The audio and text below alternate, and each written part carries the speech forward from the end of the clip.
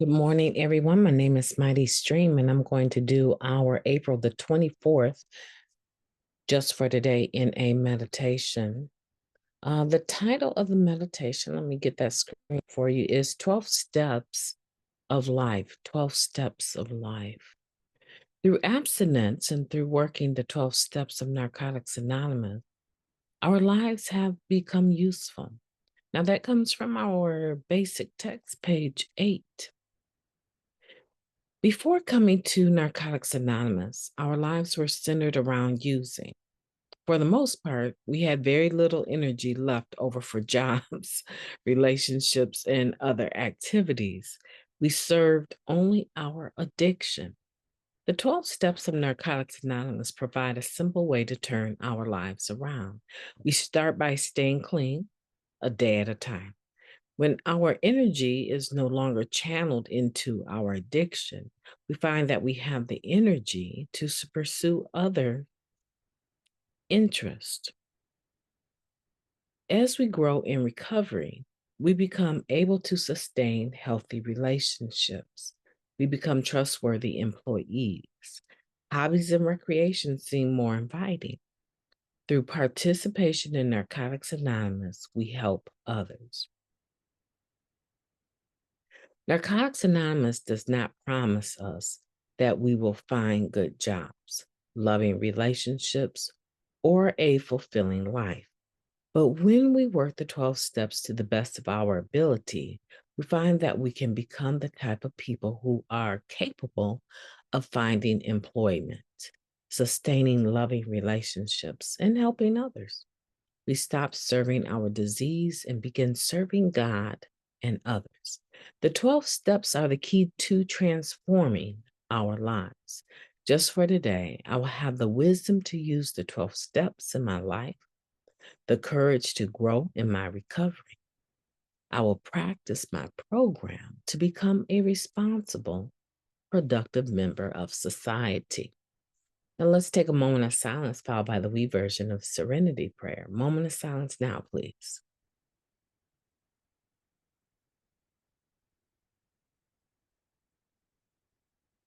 Thank you. God, grant us the serenity to accept the things that we cannot change, the courage to change the things that we can, and the wisdom to know the difference just for today. Please and thank you.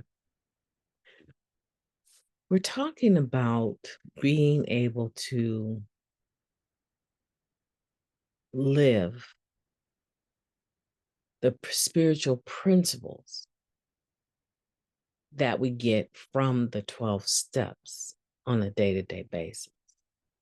We're talking about having that spiritual awakening that allows us to not be so self-concerned, but to be of service to others. But how do we get there? See, to me, this is the question that comes through on this meditation, because clearly in the first paragraph, we can all agree with that. My life was very self-serving. When I was actively using, I really wasn't thinking about what other things I can do in life. Yeah, I mean, I was functional because I was actually working full time and, in the financial area, in that sector. I was doing things, but I was doing them half-heartedly. I was not committed to them.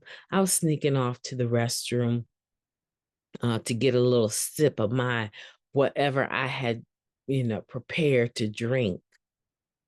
So I was drinking through the course of the day, popping pills during the course of the day, getting high during the course of the day, and wonder why these people would send me down to employee assistance, right? I can't tell you how many times I have been sent to the employee assistance program. I don't know what's going on with you, young lady, but something is not right. And I need for you to figure it out if you plan to have a job with us. I would go down there so many times. And so many times I could not tell them the truth about my disease of addiction. I thought most of the stuff that I was using was legal. For some people, I just want to put that out there, right? Most of the stuff that I was using was legal or prescribed, right? And so, with that being said, it's kind of hard to convince somebody that something that is legal has now transformed itself into your disease of addiction. But the proof is in the pudding, right? So when I look at the way that I was living, my inability to keep commitments, I'm just at this first paragraph, right? It should have been obvious that I was an addict, but it was not. I mean, I had to be given the gift of desperation before I would realize, oh, I claim I have a higher power, but the higher power clearly are these drugs. And I need to change that. And so then after I stopped using, like I told you before, the first date I stopped using, I showed up at work on time, not only on time, 15, 20 minutes early. And because somebody, the manager of that area, had been praying and made a commitment to her God that whoever showed up first was going to receive the beautiful privilege of a promotion that required that they read the Wall Street Journal every morning, pick it up from the mailbox, read it every morning from cover to cover, and report to her for an hour every morning before she would give instruction to her staff. Now she was really upset about that, believe me. She was upset that here I come. But because she had prayed about it. So the point is that immediately I saw a difference.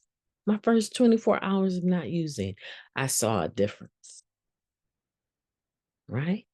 But I went on to develop a trustworthy relationship, right, with my employer. I became, as it says here, a trustworthy employee.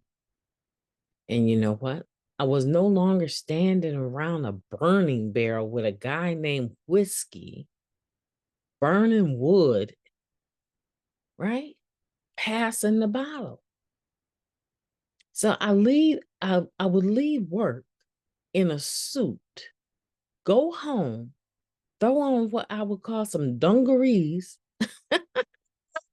I'm dating myself. For some of you older people, you know what dungarees are, right? Okay.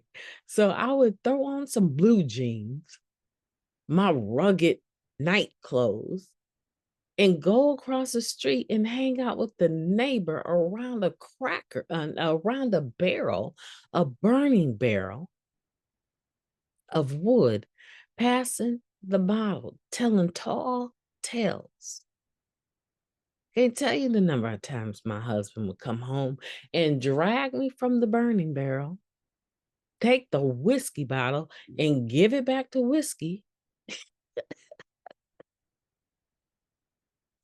I'm laughing so hard because how could I not think I was an addict?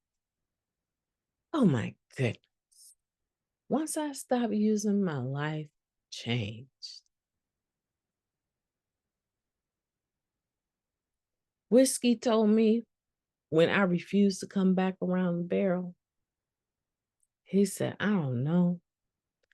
It's probably too late for me, but whatever God is doing in your life, let God do it. This old man knew I was out of my element, right? And gave me his blessing. I said, you know, that's terrible when another addict is happy for you to get clean because they don't think they can do it. You know what? That's not what we're taught in Narcotics Anonymous. We're taught this is a we program and anybody can get this. It's simply written. And so what happens when we put the drugs down, life begins to happen. things begin to open up to us. We start having choices, positive, healthy choices to make. We find out that we can get a job and keep it. You know how many of us have actually showed up every day for our job since we've been clean? How many of us have gotten bonuses just for attendance, perfect attendance that we attribute to just staying clean? The things that we're capable of doing when we stop using drugs is limitless. Give yourself a break today. Give yourself a break today. You deserve it. The horrors of addiction is not a joke. So when we get here, we apply the 12 steps to our lives and we begin the spiritual principles. We work the steps, but the spiritual principles that come as a result